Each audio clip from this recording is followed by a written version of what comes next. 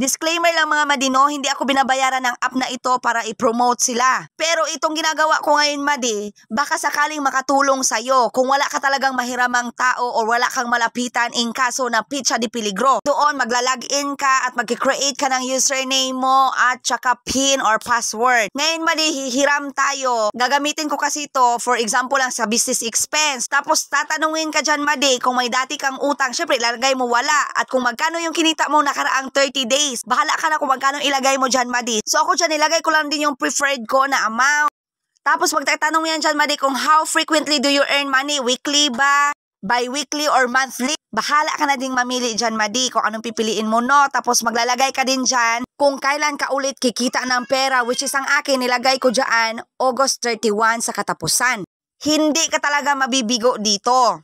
Talagang maaprubahan ka dyan. Kailangan mo lang dyan, madi, is one valid ID pag mag-loan ka or mag-a-apply ka sa kanilang loan.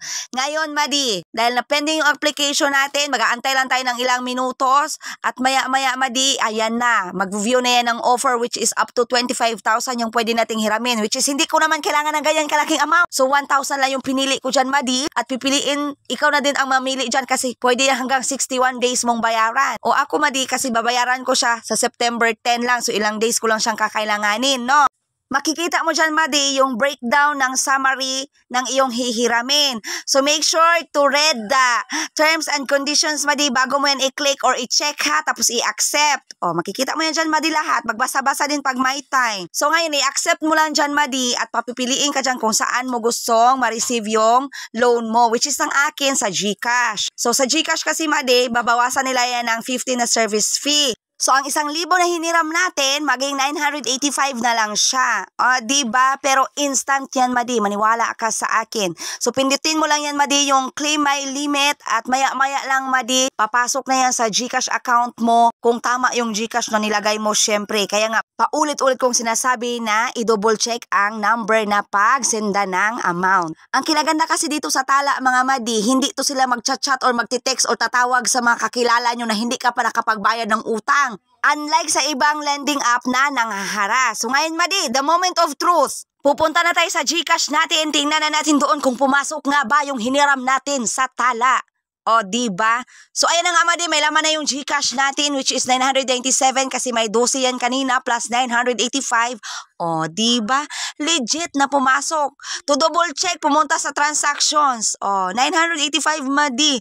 Fresh na fresh, galing sa utang. At dahil successful yung pag-loan or pag-utang natin, mga madi, ang iisipin natin ngayon na i-make sure natin na makapagbayad din tayo ng inutang natin. Huwag mong takbuhan, madi, kasi hindi ka aso. O interesado ka, i-PM mo ako para maturuan kita.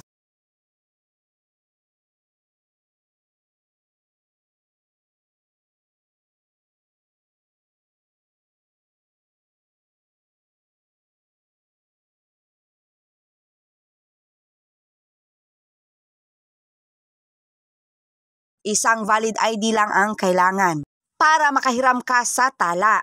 Maging responsible mangungutang tayo, madi. Bayaran ang dapat bayaran, hindi dapat takbuhan. So if interesado ka, madi, i-PM mo lang ako para matulungan kita.